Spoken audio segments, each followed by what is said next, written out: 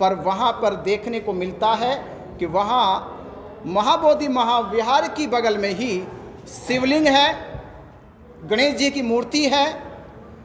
पंडित पुरोहित वहाँ पे पिंडदान श्राद्ध का हर वर्ष कार्यक्रम रखते हैं।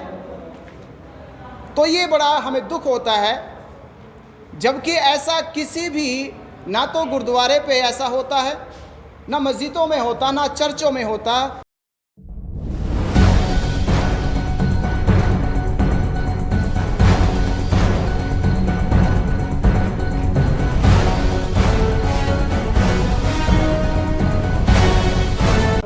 बंते जी बताइए, आज आपने मीडिया को आमंत्रित किया है, क्या है पूरा मामला, क्यों आपने मीडिया को आमंत्रित किया है?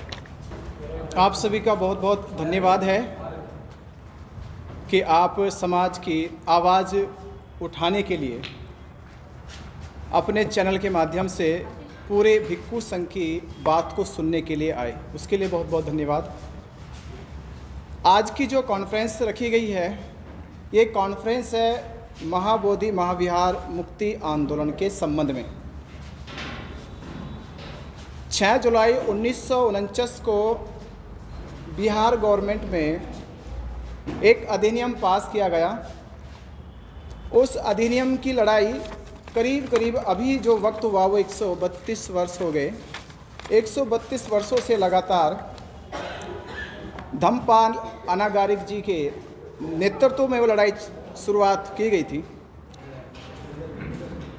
पिछले बार ये आंदोलन हमारे देश में चला कि BTMC एक्ट को निरस्त किया जाए, और आंदोलन बोध गया से लेकर दिल्ली की सड़कों तक, दिल्ली तक पहुंचा, और उसका पूर्णतः समाधान नहीं निकला।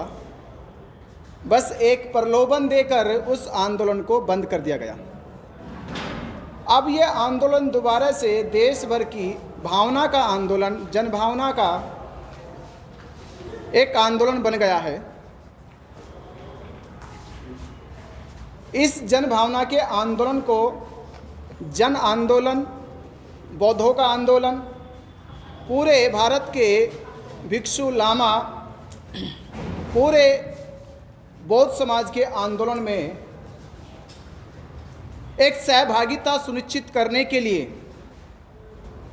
कि देश का कोई भी राज्य, कोई भी शहर या बौद्ध धर्म को मानने वाले, चाहे वो महायानी हो, थेरवादी हो या किसी और भी यान से वो ताल्लुक़ रखते हो, उन सब की श्रद्धा का और उनके मान्यताओं का एकमात्र केंद्र है महाबोधि महाविहार बोध गया।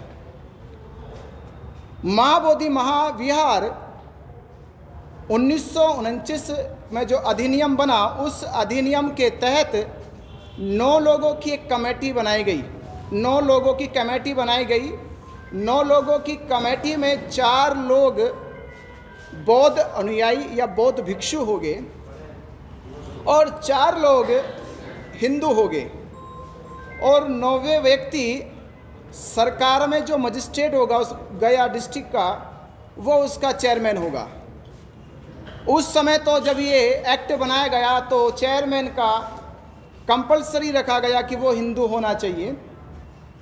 पिछले आंदोलन में ये अमेंडमेंट किया गया कि वो हिंदू होना जरूरी नहीं है, पर बात केवल अमेंडमेंट करने की नहीं थी। ये ना तो अनागारिक धम्मपाल के समय थी, ना ये बात जो पीछे आंदोलन चलाया हमारे पूरे भारत के भिक्खु संघ ने और उपासकों ने, ये बात तो भी अमेंडमेंट की नहीं थी। ये बात थी कि महाबोधि महाविहार बौद्धों को मिलना चाहिए। जिस प्रकार यरूशलेम में जो पूरी दुनिया के ईसाइयों का एकमात्र केंद्र है, मुसलमानों का मक्का मदीना में एकमात्र केंद्र है, वैसे ही दुनिया के बौद्धों का एकमात्र केंद्र जो है वो बोध गया।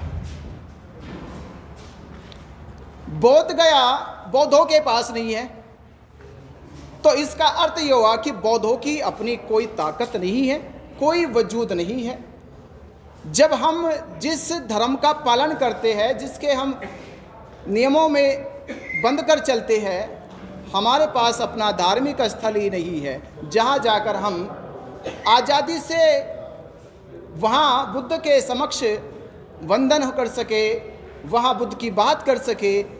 जाते तो है ये सोचकर कि हम महाबोधि महाविहार जा रहे हैं, पर वहाँ पर देखने को मिलता है कि वहाँ महाबोधि महाविहार की बगल में ही शिवलिंग है, गणेश जी की मूर्ति है, पंडित पुरोहित वहाँ पे पिंडदान श्राद्ध का हर वर्ष कार्यक्रम रखते हैं।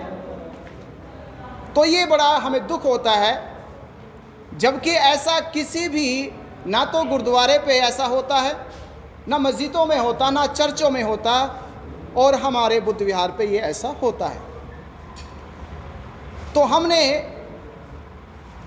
अब ये कॉन्फ्रेंस इसलिए बुलाई गई है कि ये आंदोलन जो शुरुआत हुआ है, स्टार्ट हुआ है, ये आगे चलकर पिछले आंदोलन की तरह रुक ना जाए, ये जन आंदोलन बने और इस आंदोलन में देश भर के भिक्षुओं का, लामाओं का, बौद्ध उपासकों का नेतृत्व इसमें सुनिश्चित होना चाहिए। जो लोग इस आंदोलन को अपने कंधों पे लेना चाहते हैं, रख कर चलना चाहते हैं, इसमें अपनी आहुति देना चाहते हैं, वो इस आंदोलन का हिस्सा बन जाए, जिसमें उनकी मांग यही प्रथम मांग रहेगी कि हमें BTMC एक्ट 1949 को पूर्ण रूप से निरस्त कर दिया जाए। कोई अमेंडमेंट नहीं, कोई सुधारी की गुंजाइश नहीं, कोई और प्रलोभन नहीं, बस एक ही बात है। इस आंदोलन का पूरा एक ही उद्देश्य है कि महाबोधि महाविहार को, उसके नियंत्रण को, जो अभी तक अधिनियम बना के चलाया जा रहा था, वो अधिनियम पूरी तरह से निरस्त हो जाए। निरस्त कैसे होगा? आंदोलन की पहली प्रक्रिया धरने से शुरू हुई है। पहला, हमने सरकार पे एक अपनी बात को पहुंचाने